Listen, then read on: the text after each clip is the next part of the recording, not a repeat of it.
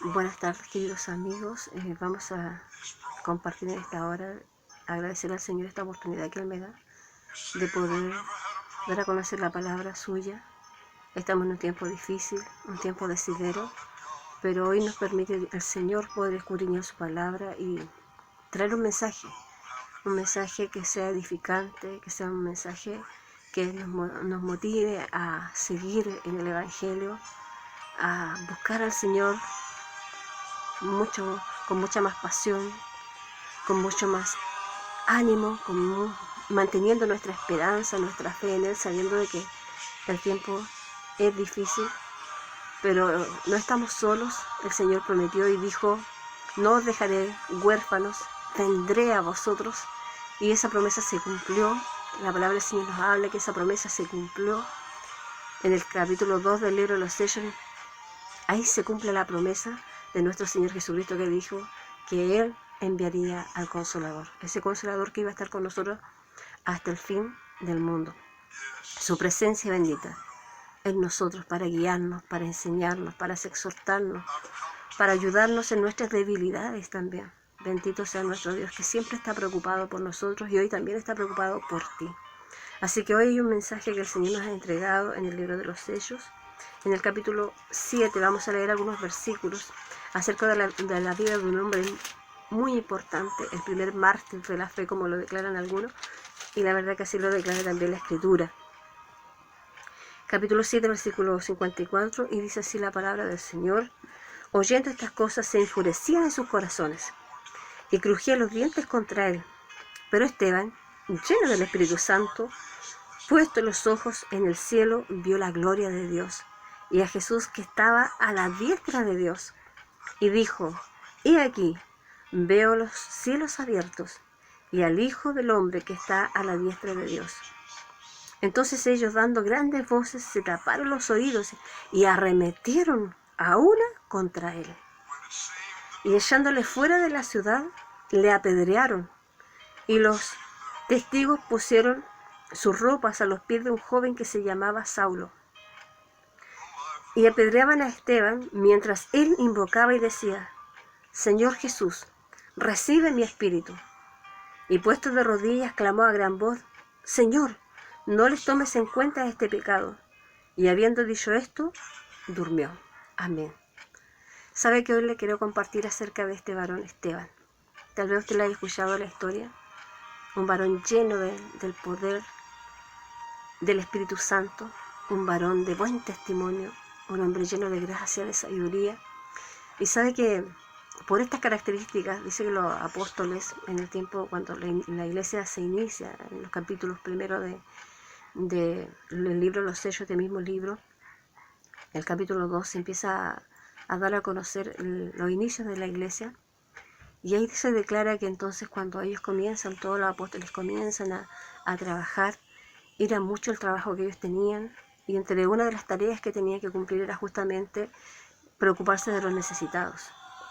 Entonces era tanto el trabajo que ellos decidieron en conjunto tomar entonces a 7 varones más que le ayudaron en esta tarea, en especial sirviendo a las mesas, como era la tarea principal, en la cual necesitaban ayuda. Entonces dice la palabra del Señor que pusieron requisitos para elegir a 7 varones, y entre ellos fue Esteban. ¿Y cuáles fueron los requisitos? Dice la palabra del Señor: varones llenos del Espíritu Santo. Mire, se los voy a leer mejor para que ustedes tengan claro cómo se eligen a estos varones. Dice que buscad pues, hermanos, de entre vosotros a 7 varones de buen testimonio. Primer requisito, tener buen testimonio.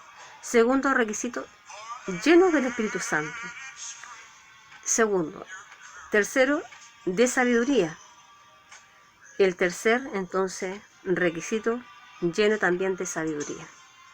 Y a quienes encarguemos este trabajo. Entonces, los apóstoles dicen que ya ellos reunieron a varios candidatos y eligieron a 7 varones, entre los cuales entonces estaba Esteban. El versículo 5 del libro de los Sellos, capítulo 6, dice: agradó la propuesta a toda la multitud y eligieron a Esteban, varón lleno de fe y del Espíritu Santo, a Felipe, a Prócoro, a Nicanor, a Timón, a Pármenas y a Nicolás, prosélito de Antioquía. los cuales se presentaron ante los apóstoles, quienes orando les impusieron las manos.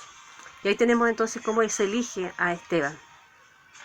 Y sabe que destacar en esto, queridos amigos, amigas, que cuando se elige a estos personajes, a estas personas, para este ministerio de tener que servir a las mesas, como se decía, ayudar a los necesitados, dice la palabra del Señor que entonces no tenía que ser cualquier persona, no tenía que ser un neófito, no tenía que ser en realidad una persona de mala conducta, pendenciero, sino que tenía que ser un varón de buen testimonio primeramente. O sea que su entorno, donde él vivía, donde se desarrollaba, donde trabajaba, todos tenían que tener un buen testimonio de estas personas. O sea, cuando se hablara de ese personaje, entonces pudieran decir los vecinos, los amigos, los compañeros de trabajo, dijeron, es un buen hombre, entonces se conduce bien, es recto, es justo, es sabio, cualidades como esa, que caracterizan a un hombre y que le dan entonces el título de tener un buen testimonio ante los demás. Y justamente Esteban tenía estos requisitos, como lo declara la palabra del Señor. Por lo tanto, fue elegido, dice la palabra de Dios, porque aparte de tener ese buen testimonio, Esteban estaba lleno del Espíritu Santo. No la cuarta parte, no la mitad. Estaba lleno, es completamente bajo la gracia, bajo la unción y el poder del Espíritu Santo. ¿Y cómo se daba a conocer esto? ¿Cómo se mostraba esa llenura, ese poder del Espíritu Santo en Esteban? Era porque justamente él hacía grandes señales y prodigios entre la multitud, en la gente. Entonces esto no le pareció bien a algunos de los religiosos de ese tiempo. Cuando se levanta alguien con autoridad, con poder de lo alto, entonces hay muchos que no les gusta esto. Les provoca celos, les provoca envidia. Y eso es lo que despertó en una secta que era también de una sinagoga, una iglesia que había en aquel tiempo, que se le llamaba los libertos, porque ellos habían sido libertados de la esclavitud de Roma, y conformaron también un grupo, una secta religiosa en aquel tiempo, se llamaba los libertos, declara la palabra, y lo declara en el libro de Los Sellos, capítulo 6, y dice el versículo 9, entonces se levantaron una de las sinagogas llamada de los libertos, de los de Cirene, de Alejandría, de Cilicia y de Asia, disputando con Esteban. Pero ¿sabe lo que ellos, aunque querían disputar contra Esteban, discutir con él, pelear contra él, ¿saben lo que? Ellos no podían resistir, dice la palabra del Señor, a la sabiduría y al espíritu con que hablaba, porque la unción de Dios estaba en Esteban. La presencia del Espíritu Santo estaba en Esteban, estaba lleno de la presencia de Dios. El hombre era un hombre de fe, un hombre donde todo lo que él hacía, entonces estaba motivado, estaba guiado por el Espíritu Santo. Bendito sea nuestro Dios. Así era Esteban. Entonces, como ellos no pudieron hacer nada en contra de Esteban, ¿qué hicieron? Miren lo que hicieron estos hombres. Lo mismo que hicieron con nuestro Señor Jesucristo, aquí es una réplica. Versículo 12 dice, levantaron al pueblo, a los ancianos y a los escribas, y arremetiendo, le arrebataron y le trajeron al concilio. Como no pudieron entonces contra él, dice que sobornaron a unos para que dijesen que le habían oído hablar palabras blasfemas contra Moisés y contra Dios. Esa fue la calumnia, la mentira que ellos levantaron en contra de Esteban, para poder acusarle de algo y para que entonces fuera presentado en calidad de arrestado delante del concilio. Y presentaron también testigos falsos, que también hablaron falsamente, con mentiras, y dijeron que este hombre, refiriéndose a Esteban, no cesa de hablar palabras blasfemas contra este lugar santo y contra la ley. Esas fueron las palabras que ellos utilizaron para referirse a Esteban, que Esteban estaba entonces siendo un hombre falso, que estaba hablando blasfemias, o sea, maldiciones en contra del lugar santo, ese lugar que ellos consideraban muy santo, que era su sinagoga, y Jerusalén. Y también dice otra de las mentiras, pues le hemos oído decir que ese Jesús de Nazaret destruirá este lugar y cambiará las costumbres que nos dio Moisés. Entonces ya cuando ellos empezaron a pensar de que Esteban estaba promoviendo que iba a haber un cambio, y que iba a haber una destrucción de ese lugar, ya entonces los ánimos se sublevaron y muchos entonces se levantaron en contra de Esteban. Y lo que dice la palabra del Señor, entonces todos los que estaban sentados en el concilio, al fijar los ojos en él, vieron su rostro como el rostro de un ángel. Imagínense lo que irradiaba Esteban a causa de su testimonio y a causa entonces de ser lleno del Espíritu Santo, lo que provocaba a las personas. Ellos no estaban alegres con Esteban, no estaban contentos de lo que él estaba haciendo en medio de la sociedad, transmitiendo el mensaje de salvación que dejó nuestro Señor Jesucristo. Ellos no estaban contentos con esto, ellos querían solamente arrestarlo y darle muerte. Es por eso que cuando él se presenta en el capítulo 7, cuando comienza todo esto, él empieza una defensa en presencia de todos los del concilio y empieza a hablarles toda la historia, a relatarles la historia de lo que ocurrió con el pueblo de Israel. Cómo comienza, desde el principio comienza, desde el llamamiento de Abraham hasta terminar con la muerte y crucifixión de nuestro Señor Jesucristo. Él les relata toda la historia a estos hombres. Miren lo que dice el versículo 51, por lo cual ellos se enojaron. Duros de cerviz e incircuncisos de corazón y de oídos, vosotros resistís siempre al Espíritu Santo, como vuestros padres, así también vosotros.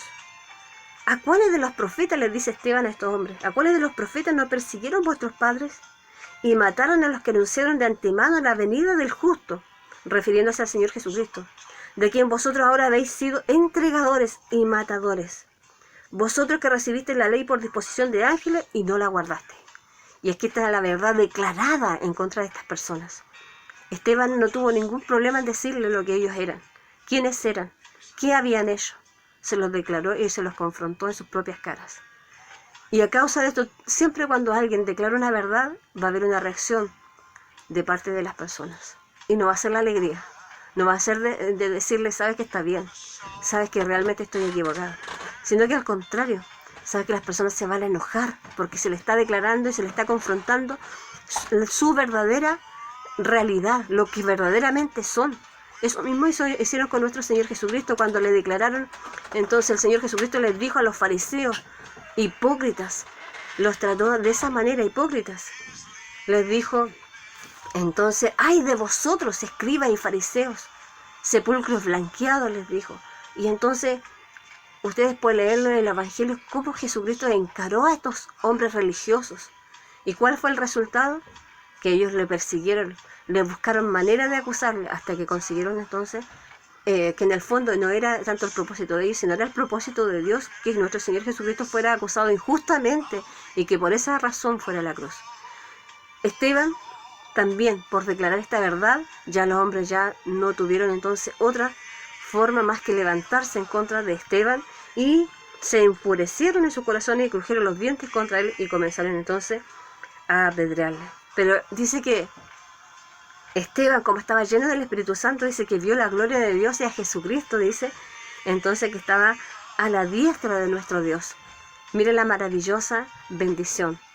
Toda obra de justicia, toda obediencia a Dios trae su recompensa. Y Esteban lo vivió aquí en este mundo. Él vio la gloria de Dios antes de poder expirar. Él vio la gloria de Dios y a Jesucristo sentado a la diestra de Dios.